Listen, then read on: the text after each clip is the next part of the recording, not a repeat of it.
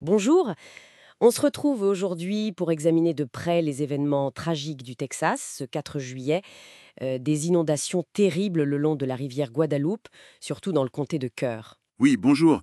Un drame avec un bilan humain effroyable, et notamment ces enfants d'un camp d'été, camp mystique. C'est terrible. Absolument. Alors on va essayer de comprendre ce qui s'est passé en s'appuyant sur pas mal de sources, hein. Presse, rapport officiel texan, données de la FEMA. L'idée, c'est de décrypter un peu les faits, mais aussi de voir s'il y avait des questions autour des alertes, et puis replacer ça dans le contexte plus large du risque d'inondation au Texas, qui n'est pas nouveau. Exactement. Alors, commençons par l'événement lui-même. Sa violence, sa rapidité, les sources parlent de pluie nocturne, vraiment diluvienne. Oui, jusqu'à 300 mm par heure par endroit, c'est énorme. Et la rivière Guadeloupe, elle est montée de façon spectaculaire. Ah oui, j'ai lu des chiffres assez fous. Une source parle de 8 mètres en 45 minutes. Hmm. Le National Weather Service, lui, a mesuré presque 7 mètres en 2 heures, avant que leur matériel soit emporté. C'est ça. Cette rapidité, cette soudaineté, c'est ce qui explique en grande partie le bilan, malheureusement. Plus de 50 morts confirmés dans plusieurs comtés. Et rien que dans le comté de Kerr, 43 victimes, dont 15 enfants du camp mystique. Savoir qu'au début, une trentaine de fillettes manquaient à l'appel sur 750, ça donne froid dans le dos. Tout à fait. Et il faut souligner l'ampleur des secours. Plus de 500 secouristes, des hélicoptères, la garde nationale. Ils ont sauvé des centaines de personnes, parfois dans des conditions extrêmes. Des gens perchés dans les arbres. Des images fortes, oui. Mais ça nous amène directement à la question. Est-ce que les gens ont été alertés à temps? Parce que là, les sources semblent un peu contradictoires.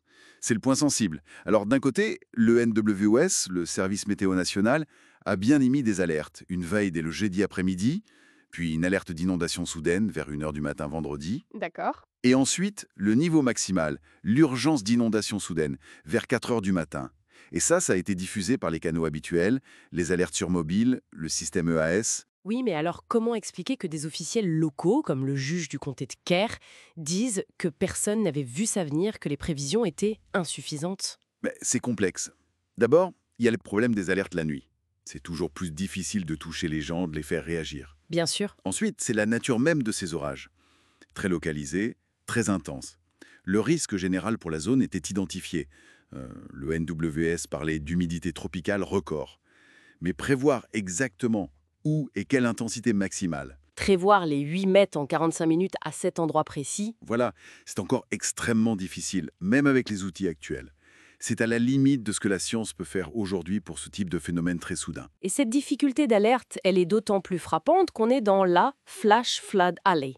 Une zone connue pour ça, avec un historique lourd. 2015, 2017 avec Harvey, même juin dernier. Absolument. Ce n'est pas une surprise que cette région soit à risque. C'est d'ailleurs pour ça que l'État a sorti en 2024 son tout premier vrai plan contre les inondations à l'échelle du Texas. Ah oui, suite à Harvey, c'est ça. Exactement, une conséquence directe. C'est un plan régionalisé et le constat est assez édifiant. Environ un Texan sur 6 vit ou travaille en zone inondable dite centenale, donc avec 1% de risque chaque année. Ça fait presque 1,7 million de bâtiments concernés. Et le plan propose des solutions, oui, plus de 4600 actions, études, projets, stratégies, pour un coût estimé, et tenez-vous bien, 54 milliards de dollars. Et l'idée, c'est de retirer des centaines de milliers de personnes et de bâtiments du risque le plus élevé. C'est colossal. Mais ça montre aussi le décalage entre cette planification à long terme, nécessaire, et la réalité brutale d'un événement comme celui-ci qui arrive maintenant. Tout à fait, le plan vise le futur, un futur où le risque pourrait même augmenter sans action, notamment à cause du changement climatique qui, comme le disent plusieurs sources, peut rendre ces événements plus intenses. Et puis il y a d'autres facteurs, les infrastructures vieillissantes, le réseau électrique texan un peu isolé. Alors face à ça, qu'est-ce qu'on peut faire concrètement? Les sources insistent beaucoup sur la prévention, j'ai l'impression. Le plan d'État, le rapport Resilient Houston, oui, c'est le message clé. Prévenir coûte moins cher que réparer. Le ratio souvent cité, c'est 1 $ investi qui permet d'économiser au moins 5 $ de dommages évités après coup. D'accord.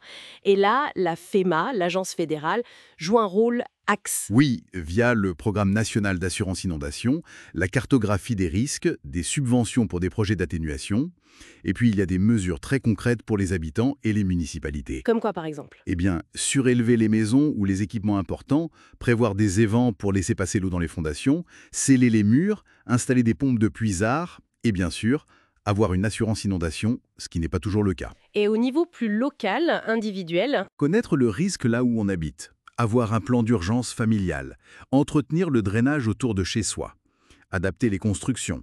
Houston, par exemple, a mis en place des formations pour les citoyens. C'est important. hmm. La FEMA a aussi un système, le CRS, Community Rating System, qui incite les villes à faire mieux en échange de réductions sur les assurances. C'est ça. Exactement. C'est un levier pour encourager les bonnes pratiques au niveau municipal. C'est un ensemble de choses à mettre en œuvre. Donc, pour résumer, on a une catastrophe terrible dans une zone qu'on sait à risque, avec des efforts de planification récents, des alertes qui ont existé mais dont l'efficacité a été limitée par la violence et la soudaineté de l'événement. C'est ça.